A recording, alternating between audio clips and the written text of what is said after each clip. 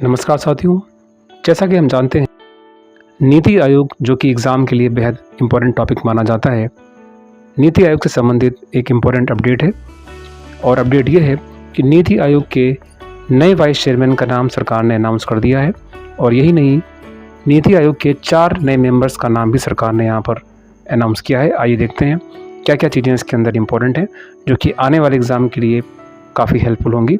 तो सबसे पहले हमें ध्यान रखना है अशोक लहरी होंगे नीति आयोग के नए वाइस चेयरमैन और ये वर्तमान जो वाइस चेयरमैन है सुमन बेरी की जगह लेंगे। एक पॉइंट तो हमें ध्यान रखना है कि ये सुमन बेरी की जगह लेंगे। दूसरा हमें ध्यान रखना है इनका प्रोफाइल। अशोक लहरी एक फेमस इकोनॉमिस्ट है और ये 15 फाइनेंस कमीशन यानी 15वें वित्त आयोग के मेंबर भी रहे हैं और इसी के साथ साथ ये 12वें चीफ इकोनॉमिक एडवाइज़र के रूप में भी इन्होंने काम किया है गवर्नमेंट ऑफ इंडिया में और बंधन बैंक के चेयरमैन के रूप में भी इन्होंने कार्यभार संभाला है और डिफरेंट ऑर्गेनाइजेशन के अंदर भी ये इन्होंने इकोनॉमिस्ट की भूमिका निभाई है, जैसे एडीबी और अन्य संस्थाओं में भी ये कार्यरत रहे हैं।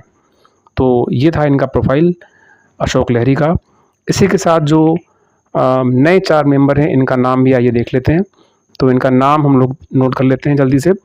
तो नए 4 मेंबर हैं यहाँ पर mister K V Raju, Govardhan Das, Abhay Karandikar and M Srinivas. ये 4 मेंबर हैं जिनको नीति आयोग का नया मेंबर अपॉइंट किया गया है। आइए देखते हैं इनका प्रोफाइल क्या है। मिस्टर केवी राजू जो कि प्रेजेंट टाइम में पार्ट टाइम मेंबर हैं कहाँ पर, economic advisory council of PM, prime minister की इकोनॉमिक एडवाइजरी काउंसिल होती है, उसमें as a part time member के रूप में मिस्टर केवी राजू कार्यरत हैं। उसके साथ अगर हम गोवर्धन दास की बात करते हैं तो गोवर्धन दास जो हैं ये प्रेजेंट टाइम में Indian institute of science education research Bhopal के अंदर कार्यरत हैं, ये भी हमें ध्यान रखना है। और मिस्टर अभय करंदीकर जो हैं ये प्रेजेंट टाइम में सेक्रेटरी हैं डिपार्टमेंट ऑफ साइंस टेक्नोलॉजी के अंदर, ये इस समय सेक्रेटरी के पद पर हैं। और लास्ट में नाम आता है यहाँ पर मिस्टर एम श्रीनिवास का।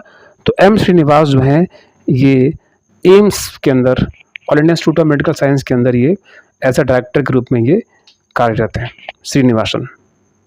तो हमें ध्यान रखना है ये सभी 4 मेंबर के नाम, इनका प्रोफाइल, क्योंकि यहाँ से प्रश्न बनने की काफ़ी अधिक संभावना है, क्योंकि पास्ट के एग्ज़ामों में जो एग्ज़ाम का ट्रेंड रहा है उसमें नीति आयोग से जुड़े हुए सवाल जो हैं महत्वपूर्ण माने जाते हैं, क्योंकि नीति आयोग को सरकार का थिंक टैंक माना जाता है जो सरकार के लिए महत्वपूर्ण एडवाइस देता है।